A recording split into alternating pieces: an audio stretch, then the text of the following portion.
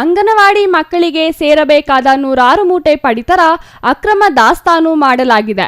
ಕಾಳಸಂತೆಯಲ್ಲಿ ಮಾರಾಟ ಮಾಡಲು ಲಕ್ಷಾಂತರ ರೂಪಾಯಿ ಮೌಲ್ಯದ ಪಡಿತರ ದಾಸ್ತಾನು ಮಾಡಲಾಗಿದ್ದು, ಸಮಾಜದ ಕಾಳಜಿ ಉಳ್ಳವರು ಖಚಿತ ಮಾಹಿತಿಯಿಂದ ಇದೀಗ ಪ್ರಕರಣ ಬಯಲಾಗಿದೆ.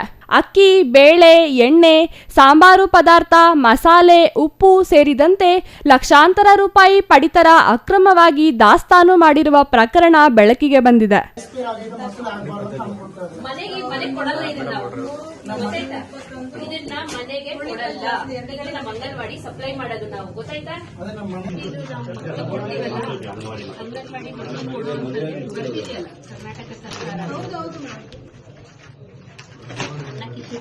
ಇದೆಲ್ಲ ಸಾಂಬಾರ್ ಪುಡಿ, ಉಪ್ಪಿಟ್ಟು ಮಸಾಲ ಎಲ್ಲ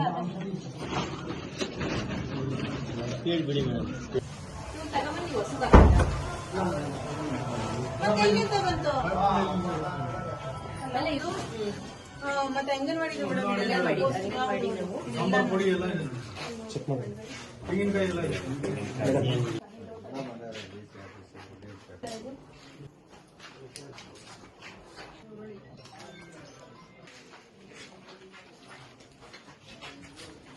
ಬಾಗೇಪಲ್ಲಿ ತಾಲೂಕಿನ ಪೂಲವಾರಪಲ್ಲಿ ಗ್ರಾಮದ ಖಾಸಗಿ ಮನೆಯೊಂದರಲ್ಲಿ ಪಡಿತರ ಪದಾರ್ಥಗಳು ಅಕ್ರಮವಾಗಿ ದಾಸ್ತಾನು ಮಾಡಲಾಗಿದ್ದು, ಪೂಲವಾರಪಲ್ಲಿ ಗ್ರಾಮದ ನಿವಾಸಿ ನಾಗರಾಜು ಎಂಬುವವರ ಮನೆಯಲ್ಲಿ ಈ ಅಕ್ರಮ ದಾಸ್ತಾನು ಪತ್ತೆಯಾಗಿದೆ. ಗೋಡೌನ್ ಬಾಗಿಲು ತೆಗೆಯದೆ ದಂಧೆಕೋರರು ಸತಾಯಿಸಿದ್ದು, ಗೋಡೌನ್ನಲ್ಲಿ 106 ಮೂಟೆ ಪಡಿತರ ದಾಸ್ತಾನು ಮಾಡಿರುವ ಬಗ್ಗೆ ಬಂದ ಮಾಹಿತಿ ಮೇರೆಗೆ ಸ್ಥಳಕ್ಕೆ ಜಿಲ್ಲಾ ಪಂಚಾಯಿತಿ ಸಿಇಒ, ತಾಲೂಕು ಪಂಚಾಯಿತಿ ಇಒ, ಮಹಿಳಾ ಮತ್ತು ಮಕ್ಕಳ ಕಲ್ಯಾಣಾಧಿಕಾರಿಗಳು ದೌಡಾಯಿಸಿದ್ದಾರೆ.